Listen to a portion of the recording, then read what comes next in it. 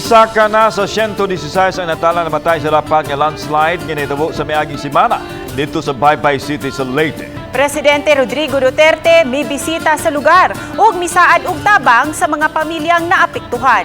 Ani ang report ni Nico Sereno. Nagpadayon gihapon ang search, rescue and retrieval operations sa lain-laing lugar sa Baybay City nga apektado sa landslide. Sa tala sa CDRRMO, 69 ka mga tao ang padayon nga gipangita. Kadaghanan niini gikan sa barangay Cantagnos, kundi halos mapapas ang tibuok barangay dihang midahili ang dakong tipak sa bukid ug mitabon sa mga istruktura ug mga panimay. Asoy sa mga residente, kalit sila nga nakadungog ug kusog nga lagubo ug mao na day kadto ang mitabon nga yuta sa ilang mga balay. Si Rayceline doon na pauntay plano nga mutrabaho abroad apan wa na masayod kung unsaon niya pagsugod. Murag nay rason ang Ginoo pod ba. Tingali wa ko ta kahibaw unsay tumong.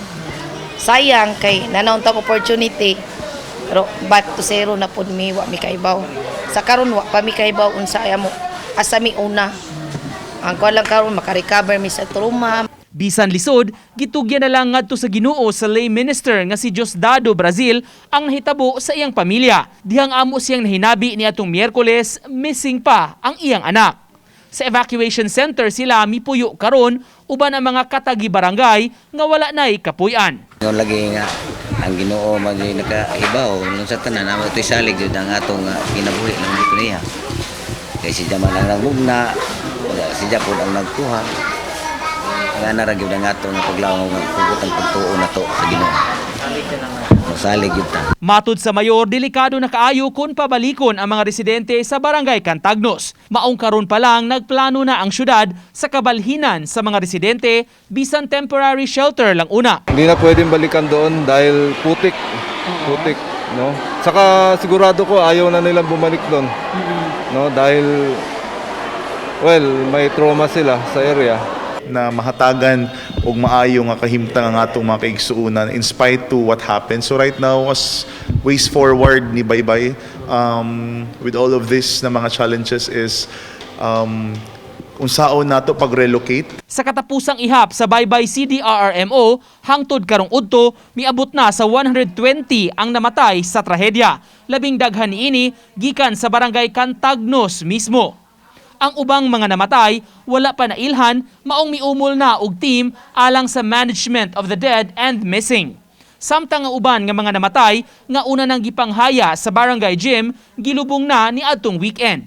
Ang LGU ang mihatag og lungon ug lubnganan. Kagahapon, nakigtagbo ang mayor sa kadagkuan sa usa ka sementeryo kay nahurot na ang bakanting panteon sa Memorial Park. Samtang niadtong Biyernes Santo, personal nga gibisita ni Presidente Rodrigo Duterte ang probinsya. Nag-aerial inspection siya aron makita ang kalapad sa danyos nga mugna ni Bagyong Agaton. Gipangumusta sab niini ang mga biktima, labi na katong atua pa sa ospital ug bisaad nga tabangan sila sa gobyerno.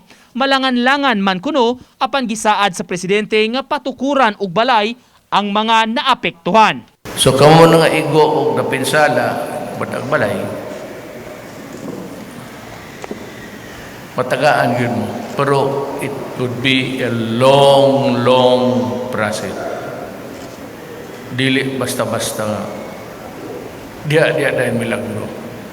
So, mapwesto yun mo una ang asa mo ibutang. Uban ni Godfrey Relien ug Edward Tubilan, Nico Sereno, Balitang Bisdak.